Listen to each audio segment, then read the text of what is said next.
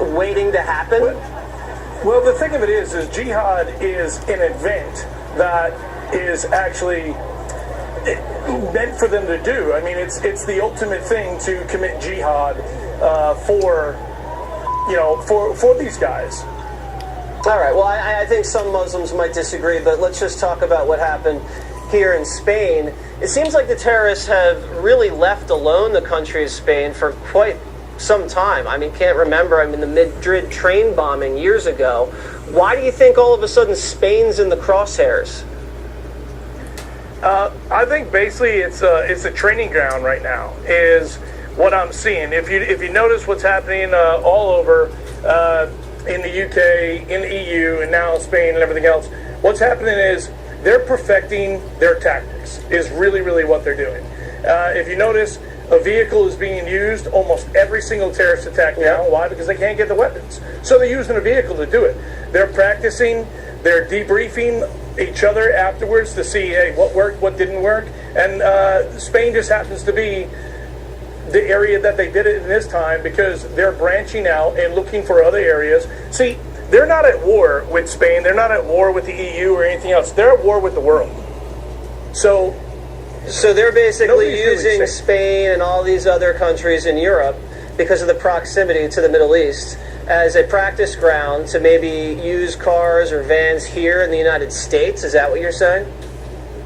I believe so. This is the playbook, what we're looking at right now. This is their tactics, their what we call as TTPs, on exactly how they're going to do things. They don't have asset or access to certain weapons and so on, so they're going to use what's available. Yeah, they're weaponizing vehicles now. It's I don't know how you even protect against that. Trump said, and you heard at the top, that we need to get tough by any means necessary. What do you think he means by that? Well, I'm not exactly sure what he means, but I really would hope that he means that, citizens, you need to start paying attention to what's going on around you, your surroundings, and if you see something out of place, you got to say it. Right. You can't be thinking about whether or not you're going to be called Islamophobic or something like that. If you see something that's out of place and you're not saying it, you're part of the problem. Well, we know that's what happened in San Bernardino. We saw some activity across the street. One of the neighbors didn't say anything because he didn't want to be accused of being anti-Muslim.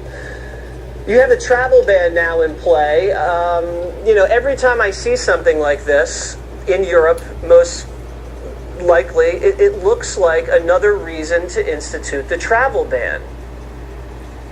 Oh, 100%. I completely believe the same thing. If we don't lock down, it's a proven fact that they're using refugees to infiltrate these countries. It's proven. They know it. They know it works. And even if they only get one in, you got 1.8 billion Muslims in the world, and 25% of them are considered not good or radical.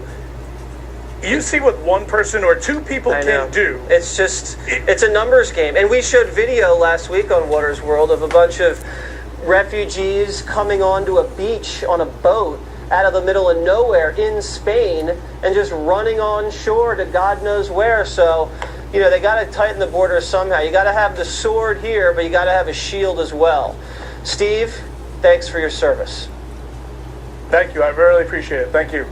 Still ahead, Denver's going up in smoke.